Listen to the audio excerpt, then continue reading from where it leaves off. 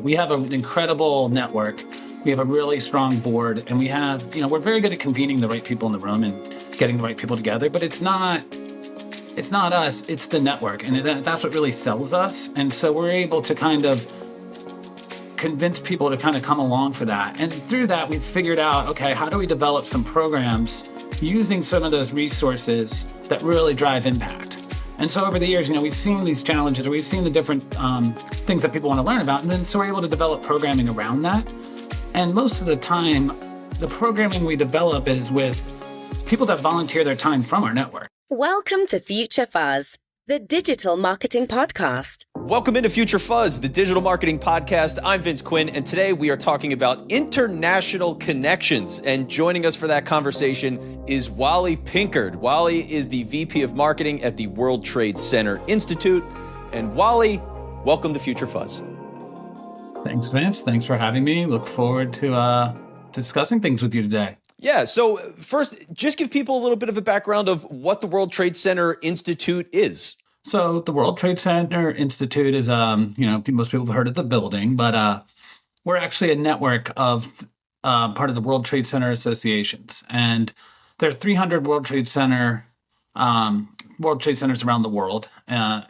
And we are one, and we are in Baltimore, Maryland. And really what we do is we try and promote international trade broadly. The reality is each World Trade Center operates to a large part independently, and they're all very different.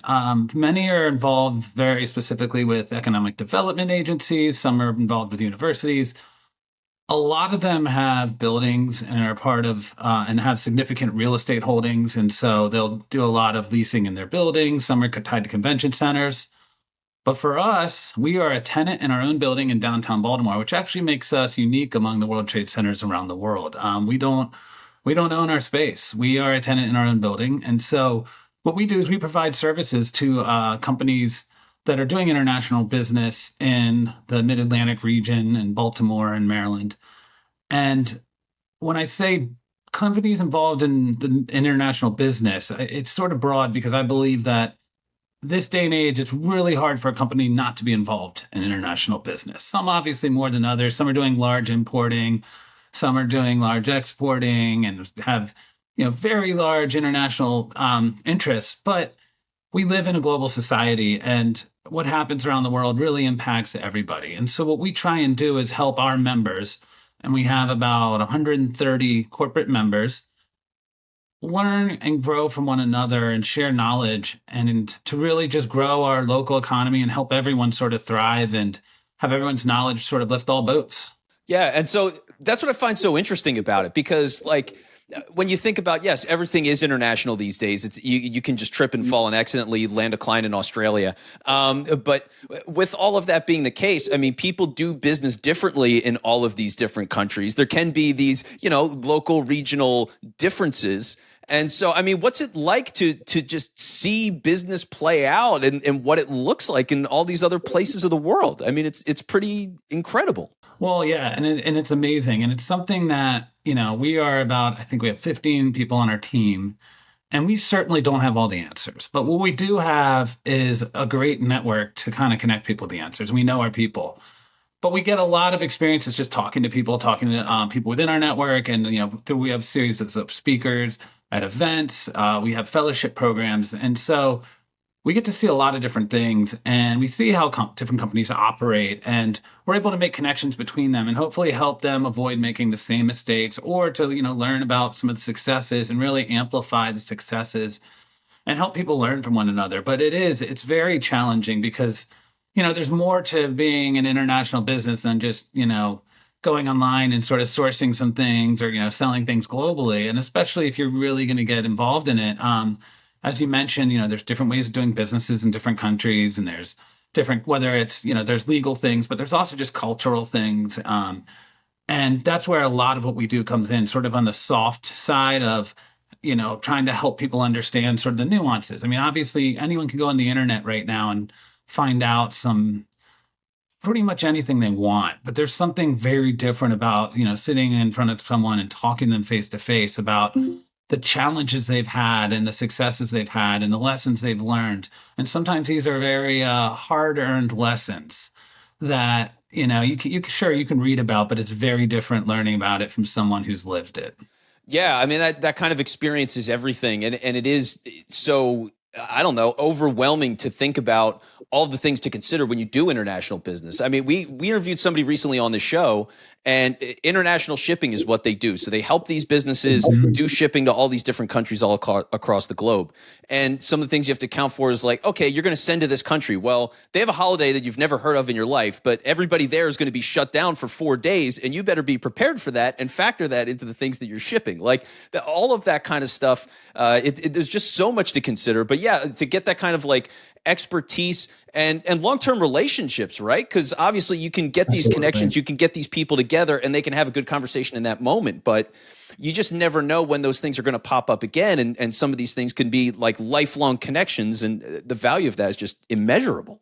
And it's funny because we do, as I mentioned, we have a series of events, we do some services and fellowships and some different things of that nature. But it really comes down to and some of the most impactful things we've done is really just making a connection, because it's that human connection that really helps people. And it's, we might introduce someone to someone who's opening up a factory in China, and they're able to go there and really just learn from that person. Oh my gosh, as you mentioned, I didn't know that. It's not knowing, it's knowing what to ask and not knowing the question. It's not knowing what you don't know to ask. And I think that's sometimes a lot of what comes out in some of the discussions that we've seen and in some of the lessons that people have learned. And as I said, it's something that you learn from experience, but some of the most, as I mentioned, some of the most valuable things we've had are sort of having our members avoid some of those hard fought lessons through shared knowledge.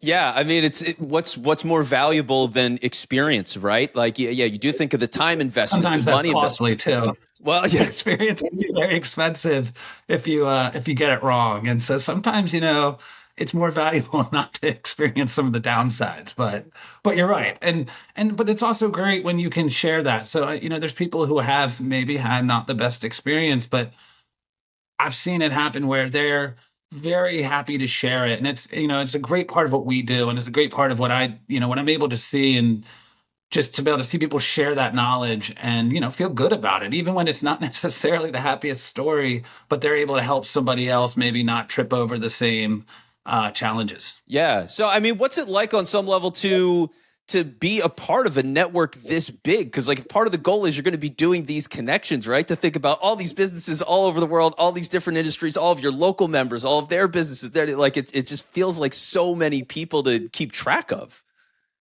Well, we can't keep track of all of them, Yeah. but the reality is we keep track of the people like really within our network. And I say people think, oh, you're doing international business, you must get to travel. It's like, no, we don't travel much at all.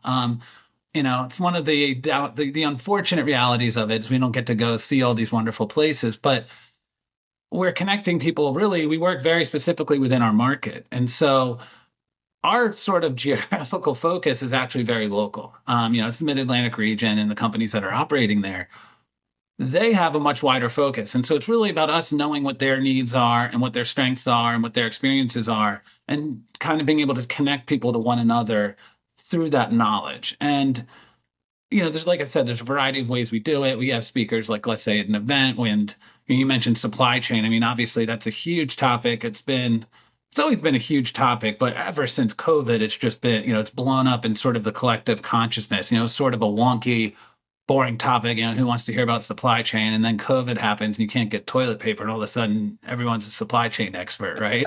Yeah. But it happens, and it's a major thing, but it's really, and it becomes fascinating when you really get into the nuances of it and some of the different challenges and different solutions that people have to kind of solve these.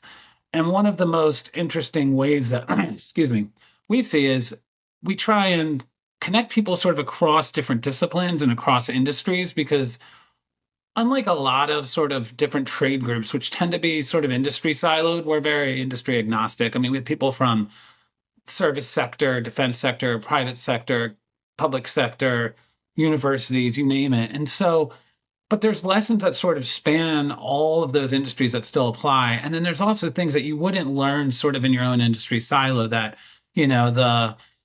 someone maybe, let's say, in the defense industry might learn something from somebody in the apparel industry about sourcing, when they might not cross paths in a traditional sort of sense, but through our programs they do. And so you really have some really rich knowledge exchange that might not otherwise occur. Yeah, I mean, what a beautiful thing to get all of that information because you never know when you're going to need it. I mean, that's one of the interesting Right. things that happens from time to time. Because, like for me, in this kind of spot where I get to talk to so many different people, you get all this information from all these different sources, and in the moment, you might go, "Oh, that's really interesting. I'm just going to squirrel that away for later." And then 5 years later, you're like, "Oh my God, I have the perfect answer for this thing," and you would never guess where I got it from. And And that happens. And that yeah, happens where, you're thinking, oh my God, I remember, at this event 5 years ago, such and such a person was going through something. And then you have someone else ask you about something related. And you're like, let me call them up and, and connect you guys. And, it's so rewarding because it's a small thing for us. But then sometimes, the ramifications of it can be fairly large for the people involved. And, yeah, and so it's really nice to kind of see that play out and kind of see how that kind of grows. Future Fuzz is sponsored by SalesSource, B2B pipeline management and sales growth for your business. yeah, and so what's so interesting too with all of this, like all of this growth and relationship building, obviously you're running all of these different events with the World Trade Center Institute, so you've got all these different ways to get the word out, and you are applying it on that other side as well, right? I mean, all these kinds of relationships you're building with people, informing them about programs, getting Yeah. them connected into the community, and so what's it like to be able to do all of that? Well, it's interesting because for some people consider us a well-kept secret, which in some level would be, I guess I'm not doing a good job. I don't know. But no, I think it's we're really lucky because we're not that well kept of a secret. We have an incredible network. We have a really strong board, and we have, we're very good at convening the right people in the room and getting the right people together. But it's not us, it's the network, and that's what really sells us. And so we're able to kind of convince people to kind of come along for that. And through that, we've figured out, okay, how do we develop some programs using some of those resources that really drive impact? And so over the years, we've seen these challenges or we've seen the different things that people want to learn about. And then so we're able to develop programming around that.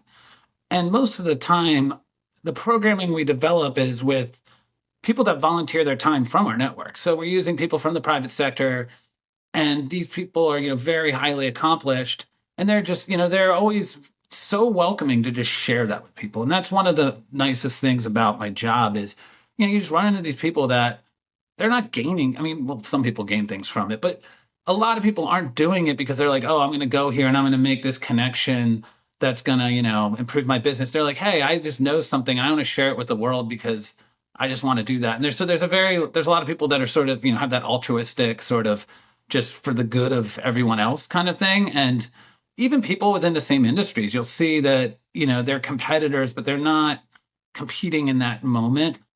If that makes sense. And they're Yeah. they're like, hey, let's just all kind of learn from each other and become better at what we're doing. And that's just kind of in a world which sometimes feels hyper competitive or these partisan things, it's really nice to just have that sort of everyone sitting around a table being like, how can we all help each other and all win?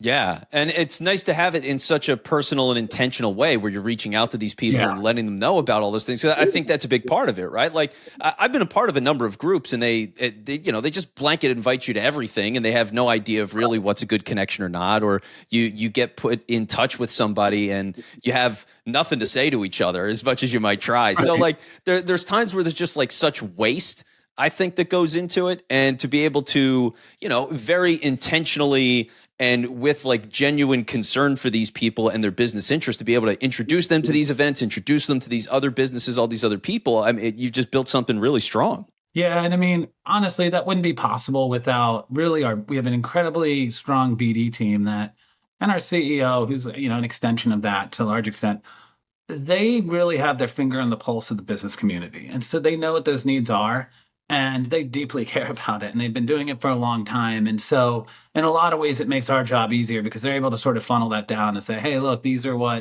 is what's cropping up. This is what we're hearing.